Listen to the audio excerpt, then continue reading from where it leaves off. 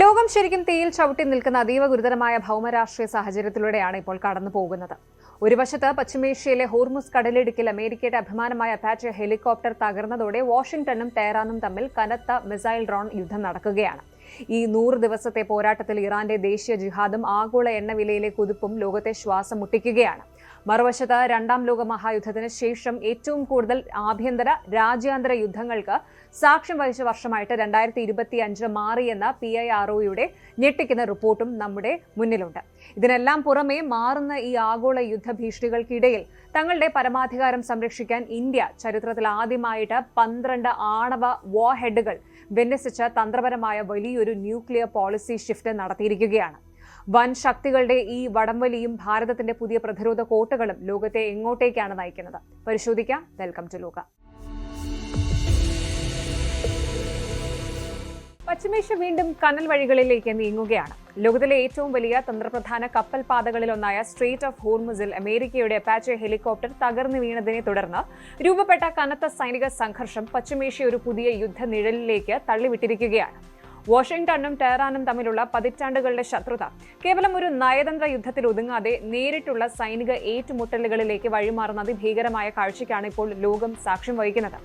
American helicopter തകർത്തതിന് പ്രതികാരമായിട്ട് ഇറാന്റെ സൈനിക കേന്ദ്രങ്ങൾക്ക് നേരെ യുണൈറ്റഡ് സ്റ്റേറ്റ്സ് നടത്തിയ അതിശക്തമായ വ്യോമാക്രമണവും തൊട്ടുപിന്നാലെ മേഖലയിലെ US സൈനിക താവളങ്ങളെ ലക്ഷ്യമിട്ട് ഇറാൻ നടത്തിയ വൻ തിരിച്ചടിയും പശ്ചിമേഷ്യൻ സമവാക്യങ്ങളെ പൂർണ്ണമായും മാറ്റിമറിച്ചിരിക്കുന്നു. അന്താരാഷ്ട്ര വിപണിയിൽ എണ്ണവിലയെയും ആഗോള സമ്പദ് വ്യവസ്ഥയുടെ സുസ്ഥിരതയെയും നേരിട്ട് ബാധിക്കുന്ന ഈ തന്ത്രപ്രധാന മേഖലയിലെ ആ ഒരു ഇംബാലൻസ് എന്തുകൊണ്ട് ഒരു മൂന്നാം ലോക മഹായുദ്ധത്തിന്റെ ഭീതി പരത്തുന്നു എന്ന് നമുക്കൊന്ന് പരിശോധിക്കാം. എന്താണ് യഥാർത്ഥത്തിൽ അവിടെ സംഭവിക്കുന്നത് നോക്കാം. ഹോർമുസ് കടലിടുക്കിന് മുകളിൽ വെച്ച് അമേരിക്കൻ സൈന്യത്തിന്റെ കരുത്തുറ്റ AH-64 അപ്പാച്ചെ ഗൺഷിപ്പ് ഹെലികോപ്റ്റർ തകർത്തതാണ് ഇപ്പോഴത്തെ അടിയന്തര പ്രതിസന്ധിക്ക് കാരണമായത്. ഇറാന്റെ ഒരു ഡ്രോൺ വന്നിടിച്ചതിനെ തുടർന്നാണ് ഹെലികോപ്റ്റർ തകർന്നത് എന്നാണ് US സെൻട്രൽ കമാൻഡ് സെൻകോമിന്റെ അന്വേഷണ റിപ്പോർട്ടിൽ വ്യക്തമാക്കുന്നത്. എന്നാൽ ഇത് ഇറാൻ മനഃപൂർവ്വം ചെയ്തതാണോ അതോ അബദ്ധത്തിൽ സംഭവിച്ചതാണോ എന്ന കാര്യത്തിൽ ഇപ്പോഴും വലിയ രീതിയിലുള്ള ഒരു ദുരൂഹത നിലനിൽക്കുന്നുണ്ട്. ഏറ്റവും വിചിത്രമായ കാര്യം എന്താണ് എന്ന് വെച്ചാൽ ഇറാനിന്റെയും ഇസ്രായേലിന്റെയും സൈന്യങ്ങൾ പരസ്പരം ആക്രമണം നിർത്തിയതായിട്ട് പ്രഖ്യാപിച്ച് കേവലം ഏതാനും മണിക്കൂറുകൾക്കുള്ളിലാണ് ഇങ്ങനെ ഒരു സംഭവം നടക്കുന്നത്. ഹെലികോപ്റ്റർ തകർന്നു വീണുവെങ്കിലും അതിലുണ്ടായിരുന്ന 2 അമേരിക്കൻ പൈലറ്റുമാരും അത്ഭുതകരമായിട്ട് പരിക്കേൽക്കാതെ തന്നെ രക്ഷപ്പെട്ടു എന്നത് മാത്രമാണ് താൽക്കാലിക ആശ്വാസം നൽകിയത്. എങ്കിലും മേഖലയിൽ US വിന്യസിച്ചിരുന്ന ഏറ്റവും മാരകമായ എയർ വെപ്പണുകളിൽ ഒന്നായ അപ്പാച്ചെ തകർക്കപ്പെട്ടു എന്നത് അമേരിക്കൻ സൈന്യത്തിന്റെ അന്തസ്സിന് അവരുടെ മിലിറ്ററി ഈഗോയ്ക്ക് ഏറ്റ വലിയൊരു ആഘാതമായിരുന്നു. ഈ സംഭവത്തിന് പിന്നാലെ അമേരിക്കൻ പ്രസിഡന്റ് ഡൊണാൾഡ് ട്രംപ് നേരിട്ട് രംഗത്തെത്തുകയും ഈ ദ്രോഹത്തിന് ശക്തമായ മറുപടി നൽകുമെന്ന് പരസ്യമായി പ്രഖ്യാപിക്കുകയും ചെയ്തു. അമേരിക്ക നൽകിയ മറുപടി കേവലം വാക്കുകളിൽ ഒതുങ്ങുന്ന ഒന്നായിരുന്നില്ല. ഒട്ടും സമയം കളയാതെ തന്നെ US വ്യോമസേനയുടെയും നാവികസേനയുടെയും അത്യാധുനിക യുദ്ധവിമാനങ്ങൾ ഇറാന്റെ ലക്ഷ്യങ്ങൾക്ക് നേരെ കുതിച്ചുയർന്നു. ഹോർമുസ് കടലിടുക്കിന് ചുറ്റുമുള്ള ഇറാന്റെ വ്യോമ പ്രതിരോധ സംവിധാനങ്ങൾ, ഗ്രൗണ്ട് കൺട്രോൾ സ്റ്റേഷനുകൾ, നിരീക്ഷണ റേഡാർ കേന്ദ്രങ്ങൾ എന്നിവ ലക്ഷ്യമാക്കിയായിരുന്നു അമേരിക്കയുടെ കനത്ത തിരിച്ചടി ഉണ്ടായത്. ഇറാന്റെ തെക്കൻ തീരപ്രദേശങ്ങളായ ബാന്ദർ അബ്ബാസ്, ജാസ്, ഖഷം ദ്വീപ് എന്നിവിടങ്ങളിൽ തുടർച്ചയായ സ്ഫോടന ശബ്ദങ്ങൾ കേട്ടതായിട്ട് അന്താരാഷ്ട്ര മാധ്യമങ്ങൾ റിപ്പോർട്ട് ചെയ്യുന്നുണ്ട്. 3 ഘട്ടങ്ങളായിട്ടാണ് അമേരിക്കൻ സൈന്യം ഈ ആക്രമണം വളരെ പ്ലാൻ ചെയ്ത് നടപ്പിലാക്കിയത്. സിറിക്കിലെ ബമാനി ജില്ലയിലുള്ള 2 വാട്ടർ ടാങ്കുകളും ഒരു പ്രധാന ടെലികമ്മ്യൂണിക്കേഷൻ ടവറും ഈ വ്യോമാക്രമണത്തിൽ പൂർണ്ണമായും തകർക്കപ്പെട്ടതായിട്ട് ഇറാന്റെ പ്രാദേശിക വാർത്താ ഏജൻസികളും സ്ഥിരീകരിച്ചിട്ടുണ്ട്. തങ്ങളുടെ സൈനിക ഹെലികോപ്റ്റർ വീഴ്ത്തിയതിനുള്ള പ്രതികാരം പൂർത്തിയായതായിട്ട് പ്രഖ്യാപിച്ച US ഇത് ഇറാനുള്ള കൃത്യമായൊരു താക്കീതാണ് എന്ന് ഓർമ്മിപ്പിക്കുകയും ചെയ്തിട്ടുണ്ട്. എന്നാൽ അമേരിക്കയുടെ ഈ അപ്രതീക്ഷിത വ്യോമാക്രമണത്തിന് മുന്നിൽ ഇറാൻ ഒട്ടും പതറിപ്പോയില്ല എന്നതാണ് പശ്ചിമേഷ്യ ഇപ്പോൾ കൂടുതൽ ഭീതിയിൽ ആഴ്ത്തുന്നത്. തങ്ങൾക്കെതിരെയുള്ള ഒരു ആക്രമണവും ഭീഷണിയും മറുപടി ഇല്ലാതെ വിടില്ല എന്ന് ടെഹ്റാൻ പെട്ടെന്ന് തന്നെ വ്യക്തമാക്കി. തൊട്ടു പിന്നാലെ മിഡിൽ ഈസ്റ്റിലെ അമേരിക്കൻ സാന്നിധ്യത്തിന്റെ നെടുംതൂണുകളായ സൈനിക താവളങ്ങളെ ലക്ഷ്യമിട്ട് IRGC അതിശക്തമായ തിരിച്ചടി ആരംഭിച്ചു. ബെഹ്റിനിൽ നിലയുറപ്പിച്ചിരിക്കുന്ന USന്റെ പ്രശസ്തമായ 5ാം നാവികപ്പടയുടെ US 5th ഫ്ലീറ്റിന് നേരെ ഇറാൻ വൻതോതിൽ ഡ്രോൺ ആക്രമണം നടത്തി. ഇതോടൊപ്പം ജോർദനിലെ US വ്യോമതാവളത്തിന് നേരെയും കുവൈറ്റിന് നേരെയും ശക്തമായ മിസൈൽ ഡ്രോൺ ആക്രമണങ്ങൾ ഉണ്ടായതായിട്ട് ഇറാനിയൻ മാധ്യമങ്ങൾ അവകാശപ്പെടുന്നുണ്ട്. ഇറാന്റെ ഭാഗത്തു നിന്ന് 21ഓളം തന്ത്രപ്രധാന കേന്ദ്രങ്ങളെ ലക്ഷ്യമിട്ടാണ് ആക്രമണം ഉണ്ടായത്. കുവൈറ്റ് സൈന്യം തങ്ങളുടെ വ്യോമാതിർത്തിയിലെത്തിയ ശത്രു ലക്ഷ്യങ്ങളെ പ്രതിരോധിച്ചതായിട്ട് വ്യക്തമാക്കുമ്പോൾ അമേരിക്കൻ സൈന്യത്തിന്റെ അധിനിവേശം തുടർന്നാൽ ഇതിലും വലിയ പ്രത്യാഘാതങ്ങൾ നേരിടേണ്ടി വരുമെന്നാണ് IRGC കടുത്ത ഭാഷയിൽ മുന്നറിയിപ്പ് നൽകുന്നത്. ഈ സൈനിക നീക്കങ്ങൾ അന്താരാഷ്ട്ര രാഷ്ട്രീയ വൃത്തങ്ങളെ കൂടുതൽ അത്ഭുതപ്പെടുത്തുന്നത് ഇതിന്റെ ഒരു ടൈം ലൈൻ പരിശോധിക്കുമ്പോഴാണ്. മേഖലയിലെ സംഘർഷങ്ങൾ ലഘൂകരിക്കുന്നതിനും യുദ്ധം അവസാനിപ്പിക്കുന്നതിനുമുള്ള ഒരു പീസ് ഡീൽ നടപ്പിലാക്കാൻ അമേരിക്കൻ പ്രസിഡന്റ് ഡൊണാൾഡ് ട്രംപ് ശക്തമായ നയതന്ത്ര ശ്രമങ്ങൾ നടത്തുന്നതിനിടയിലാണ് ഇങ്ങനെ ഒരു നാടകീയ സംഭവം അരങ്ങേറുന്നത്.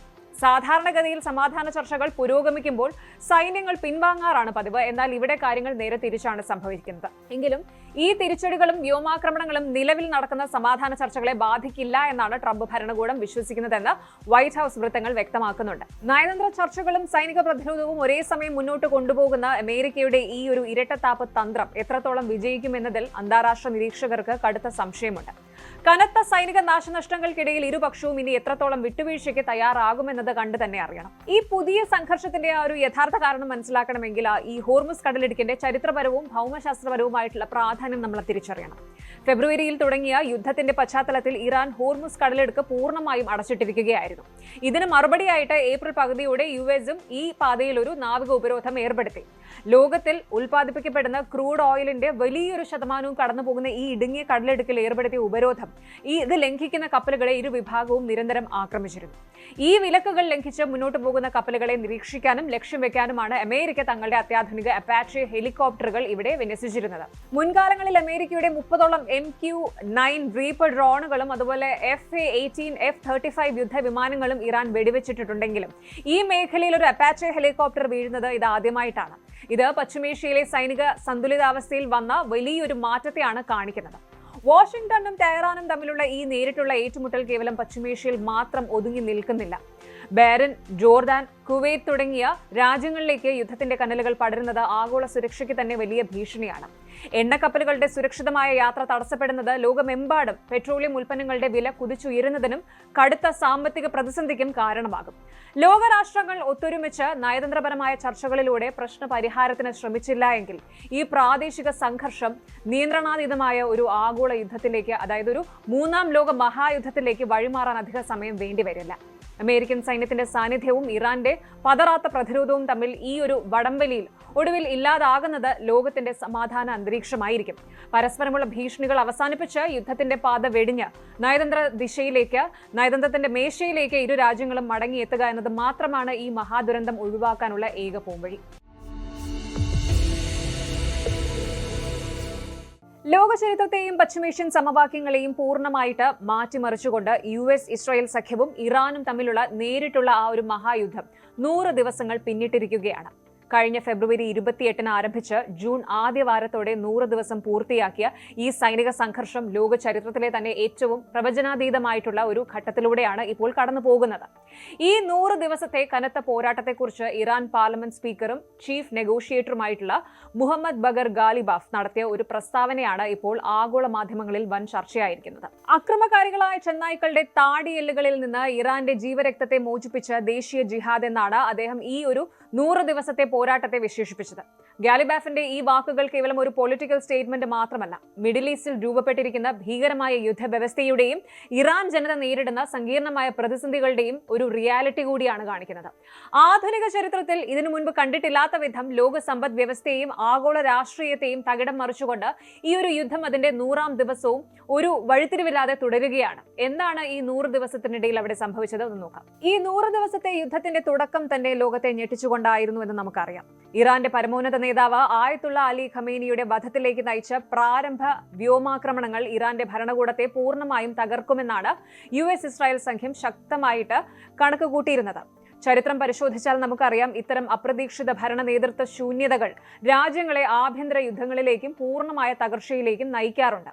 21ാം നൂറ്റാണ്ടിന്റെ തുടക്കത്തിൽ ഇറാഖിലും ലിബിയയിലും ഉണ്ടായ കടുത്ത ഭരണമാറ്റങ്ങൾ ഇതിന് ഉദാഹരണങ്ങളാണ്. എന്നാൽ ഇറാന്റെ കാര്യത്തിൽ ഈ കണക്ക് കൂട്ടലുകൾ പൂർണ്ണമായും തെറ്റുന്ന കാഴ്ചയാണ് ലോകം കണ്ടത്.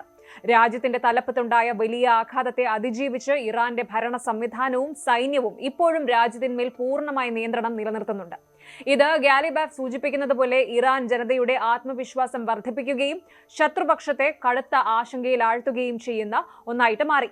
ഇറാൻ ശക്തമായി പിടിച്ചു നിൽക്കുന്നുണ്ടെങ്കിലും ഈ യുദ്ധം മനുഷ്യരാശിക്കും ലോക സമ്പദ് വ്യവസ്ഥയ്ക്കും വരുത്തിവെച്ച നാശനഷ്ടങ്ങൾ വളരെ ഭീകരമാണ്.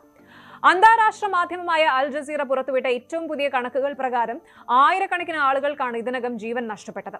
യുദ്ധത്തിന്റെ പ്രധാന കേന്ദ്രങ്ങളിലൊന്നായ ലെബനനിൽ 3593-ലധികം ആളുകളും ഇറാനിൽ 3468-ലധികം ആളുകളും കൊല്ലപ്പെട്ടു കഴിഞ്ഞു. ഗൾഫ് രാജ്യങ്ങളിൽ 29ഓളം പേർക്ക് ജീവൻ നഷ്ടമായിട്ടുണ്ട്. ഇറാന്റെ ഔദ്യോഗിക ആരോഗ്യ മന്ത്രാലയത്തിന്റെ റിപ്പോർട്ടുകൾ പ്രകാരം പരിക്കേറ്റവരുടെ എണ്ണം 26,500 കടന്നിരിക്കുകയാണ്. മറുവശത്ത് ഇറാന്റെ അതിശക്തമായ പ്രത്യാക്രമണങ്ങളിൽ 26 ഇസ്രായേലികളും 13 US സൈനികരും കൊല്ലപ്പെട്ടതായിട്ടാണ് ഔദ്യോഗിക റിപ്പോർട്ടുകൾ വ്യക്തമാക്കുന്നത്. ഏപ്രിൽ 8-ന് പാകിസ്ഥാന്റെ മധ്യസ്ഥതയിൽ പ്രഖ്യാപിക്കപ്പെട്ട താൽക്കാലിക വെടിനിർത്തൽ കരാർ അഥവാ ഒരു ടെനുവസ് സീസ് ഫയർ നിലവിലുണ്ടെങ്കിലും അതിർത്തി കടന്നുള്ള ഡ്രോൺ ആക്രമണങ്ങൾക്കും മിസൈൽ വർഷങ്ങൾക്കും ഇപ്പോഴും യാതൊരു കുറവുമില്ല. ഇത് നിലവിലെ സമാധാന ശ്രമങ്ങളുടെ പരാജയത്തെയാണ് ചൂണ്ടിക്കാണിക്കുന്നത്. ഈ ഒരു യുദ്ധം കേവലം പശ്ചിമേഷ്യയിൽ മാത്രം ഒതുങ്ങി നിൽക്കുന്ന ഒന്നല്ല, മറിച്ച് ലോകത്തിലെ ഓരോ സാധാരണക്കാരന്റെയും അടുക്കളയെയും ജീവിതത്തെയും നേരിട്ട് ബാധിക്കുന്ന ഒന്നായി മാറിയിരിക്കുകയാണ്. ആഗോള ഊർജ്ജ വിപണിയുടെ ജീവനാഡിയായ ഹോർമുസ് കടലിടുക്കിൽ രൂപപ്പെട്ടിരിക്കുന്ന കടുത്ത പ്രതിസന്ധിയാണ് അതിന് പ്രധാന കാരണം. ലോകത്ത് ഉപയോഗിക്കുന്ന ഇന്ധനത്തിന്റെ 1/5 കടന്നുപോകുന്ന ഈ തന്ത്രപ്രധാനമായ പാത യുദ്ധത്തെ തുടർന്ന് ഏതാണ്ട് പൂർണ്ണമായി നിശ്ചലമായ അവസ്ഥയിലാണ്. യുദ്ധത്തിന് മുൻപ് പ്രതിദിനം 100ഓളം വാണിജ്യ കപ്പലുകൾ കടന്നുപോയിരുന്ന ഈ വഴിയിലൂടെ ഇപ്പോൾ ദിവസേന ശരാശരി 7-ൽ താഴെ, ചില റിപ്പോർട്ടുകൾ പ്രകാരം വെറും 3 കപ്പലുകൾ മാത്രമാണ് സഞ്ചരിക്കുന്നത്. മെയ് മാസത്തിന്റെ അവസാന വാരത്തിലെയും ജൂൺ ആദ്യ വാരത്തിലെയും കണക്കുകൾ പരിശോധിച്ചാൽ ഇത് വ്യക്തമാകും. കപ്പലുകൾ കൂട്ടത്തോടെ കടലിൽ കുടുങ്ങിക്കിടക്കുന്നതും ഒപ്പം ഏപ്രിൽ പകുതിയോടെ അമേരിക്ക ഇറാനിയൻ തുറമുഖങ്ങൾക്ക് മേൽ ഏർപ്പെടുത്തിയ കടുത്ത സാമ്പത്തിക ഉപരോധവും കടൽ മാർഗമുള്ള ആഗോള വ്യാപാരത്തെ പൂർണ്ണമായും പ്രതിസന്ധിയിലാക്കിയിരിക്കുകയാണ്. US ക്രൂഡ് ഓയിൽ വില 37% വർദ്ധിച്ച് ഇപ്പോൾ $90 പരിധിയിലാണ് വ്യാപാരം നടക്കുന്നത്. ഹോർമസ് കടലിടുക്കിലെ ഈ തടസ്സം ലോകമെമ്പാടുമുള്ള രാജ്യങ്ങളുടെ ഇന്ധന കരുതൽ ശേഖരത്തെ വളരെ വേഗത്തിലാണ് ഇല്ലാതാക്കിക്കൊണ്ടിരിക്കുന്നത്. മുൻകാലങ്ങളിലുണ്ടായ എണ്ണ പ്രതിസന്ധികളിൽ നിന്നും വ്യത്യസ്തമായിട്ട് ഇത്തവണ ലോകത്തെ മുൻനിര വൻശക്തി സമ്പദ് വ്യവസ്ഥകൾക്ക് പോലും ഈ ഒരു കടുത്ത ഓയിൽ ക്ഷാമം താങ്ങാൻ കഴിയുന്നില്ല എന്നതാണ് സത്യം. വികസ്വര രാജ്യങ്ങളിൽ ഇന്ധനവില കുതിച്ചുയരുന്നതിനും നിത്യോപയോഗ സാധനങ്ങളുടെ കടുത്ത വിലക്കയറ്റത്തിനും ഇത് കാരണമായിട്ടുണ്ട്. ഒരു വലിയ അണക്കെട്ടിലെ ഒരു ഡാമിലെ ജലപ്രവാഹം പെട്ടെന്ന് തടസ്സപ്പെട്ടാൽ അത് താഴ്വരകളിലെ കൃഷിയെയും സാധാരണ ജീവിതത്തെയും എങ്ങനെ ബാധിക്കുമോ അതുപോലെയാണ് ഹോർമുസ് കടലിടുക്കിലെ കപ്പൽ ഗതാഗത സ്തംഭനം ആഗോള വിപണിയിൽ വൻ ആഘാതം സൃഷ്ടിക്കുന്നത്. ഈ യുദ്ധം ഇനിയും നീണ്ടുപോയാൽ ലോകം കടുത്ത ഒരു ഗ്ലോബൽ എനർജി ക്രൈസിസിലേക്ക് നീങ്ങുമെന്ന ആശങ്ക വിദഗ്ധർ പങ്കുവയ്ക്കുന്നുണ്ട്. റൈസ്റ്റാഡ് എനർജിയുടെ കണക്കനുസരിച്ച് മിഡിൽ ഈസ്റ്റിലെ ഊർജ്ജ ഇൻഫ്രാസ്ട്രക്ചർ പുനഃസ്ഥാപിക്കാൻ മാത്രം ഏകദേശം $58 ബില്യൺ ചിലവ് വരും. ഈ യുദ്ധത്തെക്കുറിച്ചുള്ള ആഗോള ചർച്ചകളിൽ പലപ്പോഴും ചില തെറ്റായ ധാരണകൾ നിലനിൽക്കുന്നുണ്ട്. ഇറാനെ പെട്ടെന്ന് കീഴടക്കാൻ കഴിയുമെന്ന US ഇസ്രായേൽ സഖ്യത്തിന്റെ അമിതമായ വിശ്വാസമായിരുന്നു അതിലൊന്ന്. എന്നാൽ പതിറ്റാണ്ടുകളായിട്ട് അന്താരാഷ്ട്ര ഉപരോധങ്ങളെ നേരിട്ട് വലിയ പരിചയമുള്ള ഇറാന്റെ സമ്പദ് വ്യവസ്ഥയും സൈനിക വ്യൂഹവും ഇത്തരമൊരു നീണ്ട പോരാട്ടത്തെ പ്രതിരോധിക്കാൻ കെൽപ്പുള്ളതായിരുന്നുവെന്ന് ഇന്ന് ഈ ഒരു 100 ദിവസങ്ങൾ തെളിയിക്കുകയാണ്. അതുപോലെ തന്നെ ശക്തമായ പാശ്ചാത്യ സഖ്യത്തിന് മുന്നിൽ ഇറാൻ പൂർണ്ണമായും ഒറ്റപ്പെടുമെന്ന കണക്കുകൂട്ടലുകളും പൂർണ്ണമായിട്ട് ശരിയായിട്ടില്ല. പാകിസ്ഥാനെ പോലെയുള്ള രാജ്യങ്ങൾ മധ്യസ്ഥതയ്ക്ക് മുന്നോട്ട് വരുന്നതും മേഖലയിലെ മറ്റു ചില വലിയ ശക്തികളുടെ പരോക്ഷ പിന്തുണയും ഇറാന് നയതന്ത്രപരമായ വലിയ കരുത്ത് നൽകുന്നുണ്ട്. ഗാലിബാഫ് പറഞ്ഞതുപോലെ ഞങ്ങൾ ഒരേ സമയം യുദ്ധവും ചെയ്യും, ആവശ്യമായ സമയത്ത് നയതന്ത്ര ചർച്ചകളും നടത്തും. പശ്ചിമേഷ്യൻ രാഷ്ട്രീയത്തിൽ പരമ്പരാഗതമായിട്ട് നിലനിൽക്കുന്ന ശത്രുതയുടെയും ആധിപത്യത്തിനുമായിട്ടുള്ള പോരാട്ടങ്ങളുടെയും തുടർച്ച തന്നെയാണ് ഈ ഒരു യുദ്ധം. എന്നാൽ മുൻകാല യുദ്ധങ്ങളിൽ നിന്നും വ്യത്യസ്തമായിട്ട് അത്യാധുനിക ഡ്രോണുകളും കനത്ത സൈബർ ആക്രമണങ്ങളും ആഗോള സാമ്പത്തിക ഉപരോധങ്ങളും ഒരേ സമയം ഉപയോഗിക്കുന്ന ഒരു ഹൈബ്രിഡ് വാർഫെയർ ആണ് ഇവിടെ ഇപ്പോൾ കാണാൻ സാധിക്കുന്നത്. സൈനിക തലത്തിൽ അല്ലെങ്കിൽ സൈനിക ബലത്തിൽ എത്ര മുന്നിൽ നിൽക്കുന്ന വൻശക്തി രാജ്യങ്ങൾക്ക് പോലും ജനങ്ങളുടെ പ്രതിരോധ വീര്യത്തെയും ഭൂമിശാസ്ത്രപരമായ അനുകൂല ഘടകങ്ങളെയും അത്ര എളുപ്പത്തിൽ മറികടക്കാൻ കഴിയില്ല എന്ന വലിയൊരു പാഠമാണ് ഈ 100 ദിവസത്തെ സമഗ്ര പോരാട്ടം ലോകത്തിന് നൽകുന്നത്. ഗ്രീൻ പീസ് റിപ്പോർട്ടുകൾ പ്രകാരം കോടിക്കണക്കിന് ടൺ കാർബൺ മലിനീകരണത്തിനും ഈ ഒരു യുദ്ധം കാരണമായിട്ടുണ്ട്. അപ്പോൾ ഈ ഒരു സങ്കീർണമായ അന്താരാഷ്ട്ര പ്രതിസന്ധിക്ക് കേവലം സൈനികമായ ഒരു പരിഹാരം സാധ്യമാണോ എന്ന ചോദ്യമാണ് ഇവിടെ പ്രസക്തമാകുന്നത്. കഴിഞ്ഞ 100 ദിവസത്തെ ക്രൂരമായ രക്തച്ചൊരിച്ചിലും സാമ്പത്തിക തകർച്ചയും തെളിയിക്കുന്നത് യുദ്ധം ഇരുപക്ഷത്തിനും ഒരുപോലെ കനത്ത നാശനഷ്ടങ്ങൾ മാത്രമാണ് സമ്മാനിക്കുന്നത് എന്നാണ്. താൽക്കാലികമായ രാഷ്ട്രീയ നേട്ടങ്ങൾക്കായിട്ട് യുദ്ധപ്രഖ്യാപനങ്ങൾ നടത്തുന്ന ഭരണാധികാരികൾ ഓർക്കേണ്ടത് ഒന്ന് മാത്രം: അതിന്റെ ദുരന്ത ഫലങ്ങൾ അനുഭവിക്കുന്നത് അതിർത്തികളിൽ ജീവിക്കുന്ന സാധാരണ ജനങ്ങളും ലോകമെമ്പാടുമുള്ള സാധാരണക്കാരുമാണ്. നയതന്ത്രപരമായ ചർച്ചകളിലൂടെയും പരസ്പര ബഹുമാനത്തോടെയുമുള്ള വിട്ടുവീഴ്ചകളിലൂടെയും മാത്രമേ ഹോർമുസ് കടലിടുക്കിലെ കപ്പലുകൾക്ക് വീണ്ടും സുരക്ഷിതമായിട്ട് സഞ്ചരിക്കാനും ലോകത്തിന് അതിന്റെ സമാധാനം വീണ്ടെടുക്കാനും സാധിക്കൂ. അന്താരാഷ്ട്ര സമൂഹം കൂടുതൽ ശക്തമായിട്ട് ഇടപെട്ട് ഈ ഒരു യുദ്ധത്തിന് അടിയന്തരമായിട്ട് അറുതി വരുത്തിയില്ല എങ്കിൽ അത് വരാനിരിക്കുന്ന ഇതിലും വലിയൊരു ആഗോള ദുരന്തത്തിന്റെ തുടക്കം മാത്രമായിരിക്കും. രണ്ടാം ലോക മഹായുദ്ധത്തിന്റെ ഭീതി നിറഞ്ഞ അന്തരീക്ഷത്തിൽ നിന്നും ലോകം മുക്തമായപ്പോൾ ഇനി ഒരിക്കലും കൂട്ടക്കുരുതിയിലേക്ക് മാനവരാശി പോകില്ല എന്ന് ലോക നേതാക്കൾ ഒന്നടങ്കം പ്രഖ്യാപിച്ചതാണ്. എന്നാൽ ദശാബ്ദങ്ങൾക്കിപ്പുറം ആധുനിക സാങ്കേതിക വിദ്യയുടെയും ജനാധിപത്യ മൂല്യങ്ങളുടെയും സുവർണകാലത്ത് ജീവിക്കുമ്പോഴും ലോകം വീണ്ടും ഒരു ഇരുണ്ട യുഗത്തിലേക്ക് നീങ്ങുകയാണോ എന്ന ചോദ്യമാണ് ഉയരുന്നത്. നോർവേ ആസ്ഥാനമായി പ്രവർത്തിക്കുന്ന പ്രശസ്തമായ peace research institute Oslo PRIO പുറത്തുവിട്ട ഏറ്റവും പുതിയ വാർഷിക റിപ്പോർട്ട് ഈ ആശങ്കകളെ അടിവരയിടുന്നു. രണ്ടാം ലോക മഹായുദ്ധത്തിന് ശേഷം ലോകത്തെ ഏറ്റവും കൂടുതൽ സായുധ സംഘർഷങ്ങൾക്ക് സാക്ഷ്യം വഹിച്ച വർഷമായിട്ട് 2025 മാറിയിരിക്കുന്നു എന്നത് അത്യന്തം ഗൗരവത്തോടെ കാണേണ്ട വസ്തുതയാണ്. എന്താണ് ലോകത്തെ നടക്കുന്ന ഈ ഒരു റിപ്പോർട്ടിലുള്ളത് നമുക്കൊന്ന് നോക്കാം. ഈ പഠന റിപ്പോർട്ട് കേവലം ഒരു സ്ഥിതിവിവര കണക്ക് മാത്രമല്ല, മറിച്ച് ആഗോള സമാധാനത്തിന്റെ തകർച്ചയെക്കുറിച്ചുള്ള ശക്തമായിട്ടുള്ള ഒരു മുന്നറിയിപ്പാണ്. ലോകമെമ്പാടുമായിട്ട് വിവിധ രാജ്യങ്ങൾ തമ്മിലോ അല്ലെങ്കിൽ രാജ്യങ്ങൾക്കുള്ളിലോ ഉണ്ടായ ചെറുതും വലുതുമായ 65 സായുധ പോരാട്ടങ്ങളാണ് കഴിഞ്ഞ വർഷം മാത്രം രേഖപ്പെടുത്തിയത്. കഴിഞ്ഞ 5 വർഷത്തിനിടയിൽ മാത്രമുണ്ടായ യുദ്ധമരണങ്ങൾ അതിനു മുൻപത്തെ 2 പതിറ്റാണ്ടുകളേക്കാൾ കൂടുതലാണ്. 2025 മാത്രം ഏകദേശം 2,45,000 മനുഷ്യരാണ് യുദ്ധങ്ങളിൽ കൊല്ലപ്പെട്ടത്. ശീതയുദ്ധത്തിന് ശേഷമുള്ള ഏറ്റവും മാരകമായ മൂന്നാമത്തെ വർഷമായി 2025 മാറി. റഷ്യ-യുക്രൈൻ യുദ്ധം, ഗാസയിലെ അധിനിവേശം, സുഡാനിലെ ആഭ്യന്തര കലാപം എന്നിവയാണ് ഈ ചോരപ്പുഴയ്ക്ക് പ്രധാന കാരണം. കഴിഞ്ഞ കുറച്ച് ദശാബ്ദങ്ങളായിട്ട് ആഭ്യന്തര യുദ്ധങ്ങളും തീവ്രവാദ ആക്രമണങ്ങളുമായിരുന്നു ലോകത്ത് കൂടുതൽ നാശനഷ്ടങ്ങൾ വിധിച്ചിരുന്നത്. എന്നാൽ മുൻ വർഷങ്ങളിൽ നിന്നും വ്യത്യസ്തമായിട്ട് 2025 ലോകം കണ്ടത് പരമാധികാരമുള്ള 2 രാജ്യങ്ങൾ തമ്മിൽ നേരിട്ട് ഏറ്റുമുട്ടുന്ന പരമ്പരാഗത യുദ്ധങ്ങളുടെ വൻ തിരിച്ചുവരവാണ്. എന്നാൽ മുൻ വർഷങ്ങളിൽ നിന്നും വ്യത്യസ്തമായിട്ട് 2025 ലോകം കണ്ടത് പരമാധികാരമുള്ള 2 രാജ്യങ്ങൾ തമ്മിൽ നേരിട്ട് ഏറ്റുമുട്ടുന്ന പരമ്പരാഗത യുദ്ധങ്ങളുടെ ഒരു വൻ തിരിച്ചുവരവാണ്. ഇത്തരം വലിയ യുദ്ധങ്ങളുടെ എണ്ണം 4-ൽ നിന്ന് 8 വർദ്ധിച്ചു എന്നത് അന്താരാഷ്ട്ര നിയമങ്ങളുടെ പരസ്യമായ ലംഘനത്തെയാണ് കാണിക്കുന്നത്. യുക്രൈനിലെ റഷ്യൻ അധിനിവേശം അന്താരാഷ്ട്ര ക്രമത്തിന്റെ അടിത്തറ ഇളക്കി മറിച്ചപ്പോൾ പശ്ചിമേഷ്യയിൽ ഇസ്രായേലും സിറിയയും ഇറാനും തമ്മിലുള്ള സംഘർഷങ്ങൾ കാര്യങ്ങൾ കൂടുതൽ വഷളാക്കി. ഏഷ്യൻ ഭൂഖണ്ഡത്തിലും സ്ഥിതിഗതികൾ ഒട്ടും പ്രത്യാശ നൽകുന്നതല്ല എന്നാണ് PRIO റിപ്പോർട്ടിൽ നിന്നും വ്യക്തമാകുന്നത്. ദക്ഷിണേഷ്യയിൽ ദീർഘകാലമായി നിലനിൽക്കുന്ന ഇന്ത്യ-പാകിസ്ഥാൻ അതിർത്തി തർക്കങ്ങൾ വീണ്ടും സായുധ സംഘർഷങ്ങളിലേക്ക് വഴിമാറി. സമാനമായ രീതിയിൽ അഫ്ഗാനിസ്ഥാനും പാകിസ്ഥാനും തമ്മിലുള്ള അതിർത്തി മേഖലകളിലെ കനത്ത പോരാട്ടങ്ങളും പ്രാദേശിക സുരക്ഷയ്ക്ക് വലിയ ഭീഷണിയായി. തെക്ക് കിഴക്കൻ ഏഷ്യയിലേക്ക് നോക്കുകയാണെങ്കിൽ ചരിത്രപരമായ കാരണങ്ങളാൽ കംബോഡിയയും തായ്ലൻഡും തമ്മിൽ നിലനിൽക്കുന്ന അതിർത്തി തർക്കങ്ങളും വീണ്ടും സജീവമായിരിക്കുകയാണ്. വിഭവങ്ങൾക്ക് വേണ്ടിയുള്ള ഇത്തരം ശാഠ്യങ്ങൾ വികസ്വര രാജ്യങ്ങളുടെ പുരോഗതിയെ പതിറ്റാണ്ടുകൾ പിന്നോട്ട് വലിക്കുകയാണ് ചെയ്യുന്നത്. ആഗോളതലത്തിൽ സമാധാനം നിലനിർത്താൻ ബാധ്യസ്ഥരായ അന്താരാഷ്ട്ര സംവിധാനങ്ങളുടെ പരാജയമാണ് ഈ പ്രതിസന്ധിക്ക് പിന്നിലെ പ്രധാന കാരണം. രണ്ടാം ലോക മഹായുദ്ധത്തിന് ശേഷം രൂപീകരിച്ച ഐക്യരാഷ്ട്രസഭയും അതിന്റെ രക്ഷാസമിതിയും, അതായത് UN സെക്യൂരിറ്റി കൗൺസിലും ഇന്ന് പൂർണ്ണമായും നിർജീവമായ അവസ്ഥയിലാണ് എന്ന് പറയണം. രക്ഷാസമിതിയിലെ സ്ഥിരാംഗങ്ങളായ വൻ ശക്തി രാജ്യങ്ങൾ തങ്ങളുടെ വ്യക്തിപരമായ രാഷ്ട്രീയ സാമ്പത്തിക താൽപര്യങ്ങൾക്കായിട്ട് വീറ്റോ അധികാരം ദുരുപയോഗം ചെയ്യുമ്പോൾ നിരപരാധികളായ ലക്ഷക്കണക്കിന് മനുഷ്യരുടെ ജീവനാണ് പണയപ്പെടുന്നത്. ഇത് ലോകത്തെ ഒരു പുതിയ ശീതയുദ്ധ സാഹചര്യത്തിലേക്ക് നയിക്കുന്നു. സുരക്ഷയ്ക്കായിട്ട് വൻതോതിൽ ആയുധങ്ങൾ വാങ്ങിക്കൂട്ടാൻ വികസ്വര രാജ്യങ്ങൾ പോലും നിർബന്ധിതരാകുമ്പോൾ ഇതിന്റെ ലാഭം കൊയ്യുന്നത് വൻകിട ആയുധ കച്ചവട കോർപ്പറേറ്റുകൾ മാത്രമാണ്. ഈ സായുധ സംഘർഷങ്ങളുടെ ഏറ്റവും ഭീതിതമായ വശമെന്ന് പറയുന്നത് അത് സാധാരണക്കാരായ ജനങ്ങളുടെ ജീവിതത്തെ എങ്ങനെ ബാധിക്കുന്നു എന്നതാണ്. ആധുനിക യുദ്ധങ്ങളിൽ ജനവാസ മേഖലകളും ആശുപത്രികളും വിദ്യാലയങ്ങളുമാണ് പലപ്പോഴും ലക്ഷ്യമിടുന്നത്. സാധാരണക്കാർക്ക് നേരെയുള്ള ആക്രമണങ്ങൾ മുൻ വർഷങ്ങളെ അപേക്ഷിച്ച് 5 മടങ്ങ് വർദ്ധിച്ച് 76,500-ൽ എത്തി നിൽക്കുന്നു. 1994-ലെ റുവാണ്ടൻ വംശഹത്യയ്ക്ക് ശേഷം സിവിലിയന്മാർക്ക് നേരെ നടക്കുന്ന ഏറ്റവും വലിയ ആക്രമണമാണിത്. സുഡാനിലെ അൽഫാഷർ നഗരത്തിൽ നടന്ന കൂട്ടക്കുരുതിയിൽ മാത്രം 10,000-കണക്കിന് സാധാരണക്കാരാണ് കൊല്ലപ്പെട്ടത്. ലക്ഷക്കണക്കിന് മനുഷ്യരാണ് സ്വന്തം നാടും വീടും ഉപേക്ഷിച്ച് അഭയാർത്ഥികളായിട്ട് മാറുന്നത്. നമ്മൾ ജീവിക്കുന്ന ഈ ഒരു ആധുനിക കാലഘട്ടം വലിയൊരു പ്രതിസന്ധിയിലാണ് നിൽക്കുന്നത് എന്ന് പറയണം. ശാസ്ത്ര സാങ്കേതിക വിദ്യയിലും കൃത്രിമ ബുദ്ധിയിലും ലോകം കൈവരിച്ച നേട്ടങ്ങൾ മനുഷ്യരാശിയുടെ നന്മയ്ക്കായിട്ട് ഉപയോഗിക്കുന്നതിന് പകരം കൂടുതൽ വിനാശകരമായ ആയുധങ്ങൾ നിർമ്മിക്കാനാണ് ഇവിടുത്തെ വൻശക്തികൾ ഉപയോഗിക്കുന്നത്. പീസ് റിസർച്ച് ഇൻസ്റ്റിറ്റ്യൂട്ട് ഓസ്ലോയുടെ ഈ ഒരു റിപ്പോർട്ട് കേവലം ഒരു അലാം ശബ്ദം മാത്രമല്ല, മറിച്ച് നാശത്തിന്റെ അരികിൽ നിൽക്കുന്ന മനുഷ്യരാശിക്ക് സ്വയം തിരുത്താനുള്ള അവസാനത്തെ അവസരമാണ്.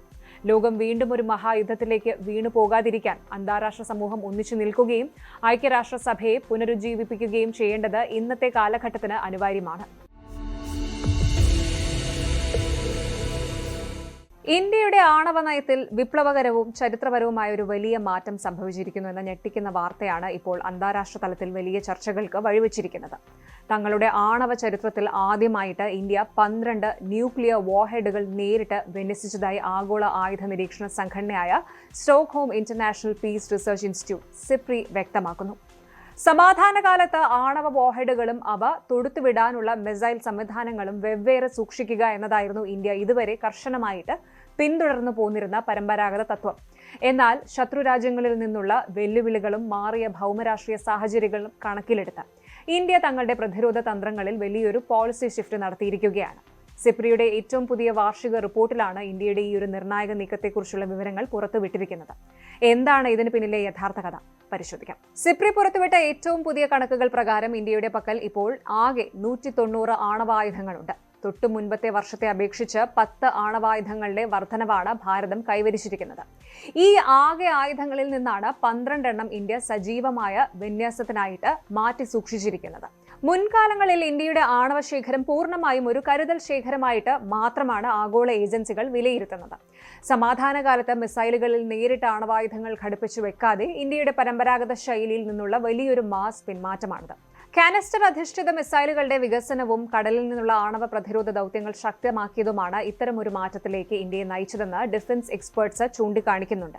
അതായത് ആവശ്യമാണെങ്കിൽ പ്രത്യാക്രമണത്തിന് ഒട്ടും സമയം കളയാതെ അതിവേഗം പ്രതികരിക്കാൻ തക്കവണ്ണം വാർഹെഡുകളെ മിസൈലുകളുമായിട്ട് സമാധാനകാലത്ത് തന്നെ സംയോജിപ്പിച്ച് നിർത്തുന്ന രീതിയിലേക്ക് ഇന്ത്യ മാറിയിരിക്കുകയാണ്. ഈ മാറ്റം ഇന്ത്യയുടെ ആണവ പ്രതിരോധ തന്ത്രങ്ങളിൽ 3 പ്രധാന മേഖലകളിലായി വ്യാപിച്ചു കിടക്കുന്നു. വിമാനങ്ങൾ, ഭൂമിയിൽ നിന്ന് തൊടുക്കാവുന്ന മിസൈലുകൾ, ആണവോർജ്ജത്തിൽ പ്രവർത്തിക്കുന്ന സബ്മറൈനുകൾ അഥവാ അന്തർവാഹിനികൾ എന്നിവ അടങ്ങുന്ന അതിശക്തമായ ഒരു ന്യൂക്ലിയർ ട്രയാഡാണ് ഇന്ത്യ ഇപ്പോൾ കെട്ടിപ്പടുക്കുന്നത്. കടലിൽ നിന്നുള്ള സുരക്ഷ കൂടുതൽ ശക്തമാക്കുന്നതിന്റെ ഭാഗമായിട്ട് ഇന്ത്യ തങ്ങളുടെ 4ാമത്തെ ആണവ അന്തർവാഹിനി വരും വർഷമായ 2027 പുറത്തിറക്കുമെന്നും സിപ്രി റിപ്പോർട്ട് വ്യക്തമാക്കുന്നുണ്ട്. കപ്പൽപ്പടയിലേക്ക് ഇതിനകം തന്നെ തദ്ദേശീയമായി നിർമ്മിച്ച INS അരിഘട്ട്, INS അരിദാമൻ തുടങ്ങിയ സബ്മറൈനുകൾ ചേർത്ത് കഴിഞ്ഞു. സമുദ്രത്തിനടിയിൽ ഒളിഞ്ഞിരുന്ന് ശത്രുക്കൾക്ക് നേരെ ആണവാക്രമണം നടത്താൻ ശേഷിയുള്ള ഇത്തരം സംവിധാനങ്ങൾ വിന്യസിക്കുന്നതോടെ ഇന്ത്യയുടെ പ്രതിരോധ ശേഷി പല മടങ്ങ് വർദ്ധിക്കും. പ്രകോപനമില്ലാതെ ആദ്യം ആണവായുധം പ്രയോഗിക്കില്ല എന്ന ഇന്ത്യയുടെ പ്രഖ്യാപിത നയത്തിന്, അതായത് നോ ഫസ്റ്റ് യൂസ് പോളിസിക്ക് കൂടുതൽ കരുത്ത് പകരുന്നതാണ് ഈ അത്യാധുനിക സജ്ജീകരണങ്ങൾ. കാരണം ശത്രുവിന്റെ ആദ്യ ആക്രമണത്തിൽ ഭൂമിയിലെ സംവിധാനങ്ങൾ തകർന്നാലും കടലിൽ കിടക്കുന്ന അന്തർവാഹിനികൾ ഉപയോഗിച്ച് ശക്തമായ തിരിച്ചടി നൽകാൻ ഇന്ത്യക്ക് ഇതിലൂടെ സാധിക്കും. ഇന്ത്യയുടെ ഈ നയപരമായ മാറ്റത്തിന് പിന്നിൽ കൃത്യമായ ചില ഭൗമരാഷ്ട്രീയ കാരണങ്ങളുണ്ട്. സമീപകാലത്തായിട്ടുള്ള ചൈനയുടെ ഭാഗത്തു നിന്നുണ്ടാകുന്ന അതിർത്തി ലംഘനങ്ങളും ആധുനികവൽക്കരണ ശ്രമങ്ങളും ഇന്ത്യ വളരെ ഗൗരവത്തോടെയാണ് കാണുന്നത്. ചൈനയുടെ ഏത് കോണിലെയും ലക്ഷ്യസ്ഥാനങ്ങളിൽ കൃത്യമായിട്ട് പതിക്കാൻ ശേഷിയുള്ള ദീർഘദൂര മിസൈലുകൾ വികസിപ്പിക്കുന്നതിനായിട്ടാണ് ഇന്ത്യ ഇപ്പോൾ കൂടുതൽ ശ്രദ്ധ കേന്ദ്രീകരിക്കുന്നത്. പരമ്പരാഗത ശത്രുവായ പാകിസ്ഥാനിൽ നിന്നുള്ള ഭീഷണികളെ നേരിടാൻ ആവശ്യമായ സജ്ജീകരണങ്ങൾ നിലനിർത്തിക്കൊണ്ട് തന്നെ ചൈന ഉയർത്തുന്ന വലിയ വെല്ലുവിളികളെ ചെറുക്കുക എന്നതാണ് ഇന്ത്യയുടെ പുതിയ ലക്ഷ്യമെന്ന് പറയുന്നത്. ഇതിനായിട്ട് രാജ്യം തങ്ങളുടെ പ്രതിരോധ ബജറ്റിൽ വൻ വർധനവ് വരുത്തിയിട്ടുണ്ട്. തൊട്ടു മുൻപത്തെ വർഷത്തെ അപേക്ഷിച്ച് ഏതാണ്ട് 8.9% വർധനവോടെ $92.1 ബില്യൺ ഇന്ത്യ പ്രതിരോധ മേഖലയ്ക്കായിട്ട് നീക്കിവെച്ചത്. ലോകത്തിലെ 5ാമത്തെ വലിയ മിലിറ്ററി സ്പെൻഡറാണ് ഇന്ന് ഭാരതം. ഇന്ത്യയും പാകിസ്ഥാനും തമ്മിൽ സമീപകാലത്തുണ്ടായ കടുത്ത സൈനിക പ്രതിസന്ധികളും ഈ നയമാറ്റത്തിന് ആക്കം കൂട്ടിയിട്ടുണ്ട്. പഹൽഗാമിലുണ്ടായ ഭീകരാക്രമണത്തിന് പ്രതികാരമായിട്ട് ഇന്ത്യ നടത്തിയ ഓപ്പറേഷൻ സിന്ദൂർ എന്ന സൈനിക നടപടി ഇരു രാജ്യങ്ങളും തമ്മിലുള്ള ബന്ധം വൻതോതിൽ വഷളാക്കിയിരുന്നു. പാകിസ്ഥാന്റെ വ്യോമ മിസൈൽ താവളങ്ങൾക്ക് നേരെ ഇന്ത്യ നടത്തിയ ഈ മിന്നലാക്രമണം കനത്ത ആഘാതമാണ് സൃഷ്ടിച്ചത്. ആണവായുധശേഷിയുള്ള 2 അയൽ രാജ്യങ്ങൾ തമ്മിൽ സമീപകാലത്തുണ്ടായ ഏറ്റവും ഗുരുതരമായ സൈനിക പ്രതിസന്ധിയായിട്ടാണ് സിപ്രി റിപ്പോർട്ട് ഓപ്പറേഷൻ സിന്ദൂറിനെ വിശേഷിപ്പിച്ചത്. ഇത്തരം അപ്രതീക്ഷിത സൈനിക നീക്കങ്ങളും അതിർത്തിയിലെ കടുത്ത സംഘർഷങ്ങളും സമാധാനകാലത്ത് തന്നെ ആണവായുധങ്ങൾ സജ്ജമാക്കി നിർത്താൻ ഇന്ത്യയെ പ്രേരിപ്പിച്ചു എന്ന് വേണം കരുതാൻ. ഏത് നിമിഷവും ഉണ്ടായേക്കാവുന്ന ഒരു യുദ്ധ സാഹചര്യത്തെ നേരിടാൻ രാജ്യം പൂർണ്ണ സജ്ജമാണ് എന്ന സന്ദേശമാണ് ഇതിലൂടെ ശത്രുക്കൾക്ക് ലഭിക്കുന്നത്. ആദ്യമായിട്ട് ആണവായുധങ്ങൾ വിന്യസിച്ചു എന്ന വാർത്ത പുറത്തു വരുമ്പോൾ ഇന്ത്യയുടെ അടിസ്ഥാന നയങ്ങളിൽ മാറ്റം വന്നിട്ടുണ്ടോ എന്ന സംശയം പല കോണുകളിൽ നിന്നും ഉയർന്നേക്കാം. എന്നാൽ ആദ്യം ആണവായുധം പ്രയോഗിക്കില്ല എന്ന നോ ഫസ്റ്റ് യൂസ് നയത്തിൽ ഇന്ത്യ ഇപ്പോഴും ഉറച്ചു നിൽക്കുന്നുണ്ട്. ഇന്ത്യയുടെ ഈ പുതിയ വിന്യാസം ആക്രമണത്തിനുള്ളതല്ല, മറിച്ച് ശത്രുക്കൾ ഇന്ത്യയെ ആക്രമിക്കാൻ മുതിരാത്ത വണ്ണമുള്ള ഒരു ശക്തമായ പ്രതിരോധം തീർക്കുക എന്നതാണ് ഇതിന്റെ യഥാർത്ഥ ലക്ഷ്യമെന്ന് പറയുന്നത്. സമാധാന ചർച്ചകൾക്കും നയതന്ത്ര നീക്കങ്ങൾക്കും എപ്പോഴും മുൻഗണന നൽകുമ്പോഴും രാജ്യത്തിന്റെ പരമാധികാരത്തിന് നേരെ വരുന്ന ഒരു ഭീഷണിയെയും ചെറുതായിട്ട് കാണാൻ കഴിയില്ല എന്ന ശക്തമായ നിലപാടിലാണ് ഭാരതം. അയൽരാജ്യങ്ങളുടെ ആയുധ പെരുപ്പത്തെ പ്രതിരോധിക്കാൻ ഇന്ത്യ സ്വീകരിച്ച ഈ തന്ത്രപരമായ മാറ്റം ദക്ഷിണേഷ്യയിലെ ശക്തിബന്ധങ്ങളെ തീർച്ചയായും പുനർനിർണ്ണയിക്കും.